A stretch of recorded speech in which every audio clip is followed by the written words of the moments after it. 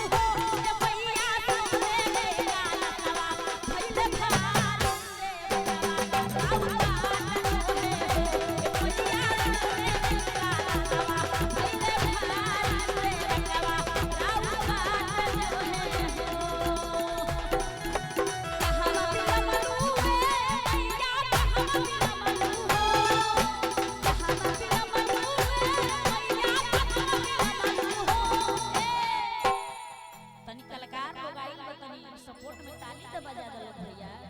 तनी ताली ऐसे दोनों हाथ उठा के एगो बात कह कि हरि गुण गा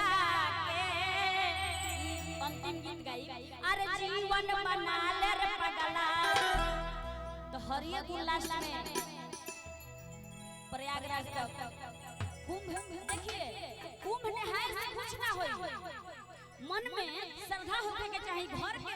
ठाकुर जी में श्रद्धा नहीं के लागत कि वो हमारे ठाकुर जी हमें अब वृंदावन के ठाकुर जी को आप मानिए तो वो ठाकुर जी भाव नहीं आएगा दिल में पहले घर का ठाकुर जी को मानिए माता पिता को मानिए हमारे प्रिंस जी के फूफा जी उपस्थित हैं उनकी तरफ से हजारों हजार का पुरस्कार है दरोगा साहब जी त्रिवेणी में सीधा स्नान कीजिए और जाम करके खुद अपना जान गवाइए और सरकार को दोष लगाइए तो ये आस्था थोड़ी है तो जान जाना भगवान ही थोड़ी कहते हैं कि मर जा ना घर हो बैठ के भक्ति करो राम राम जपे के बाद खाली मन में कोई के प्रति पाप ना रहने के चाहिए ऐसे भाव में दोनों हाथ उठा के ताली बजाएंगे क्या बात है कहां बिला मलू फूफा जी के लिए भी जोरदार ताली होनी चाहिए माता रानी के चरण में चढ़ा ए मैया सोने के कलशवा अरे भइले भारी सेवकमा अरे राउरा बाट जो है यही में एगो बात वाह बहुत अच्छा कि कहां बिला मलू ए मैया कहां बिला मलू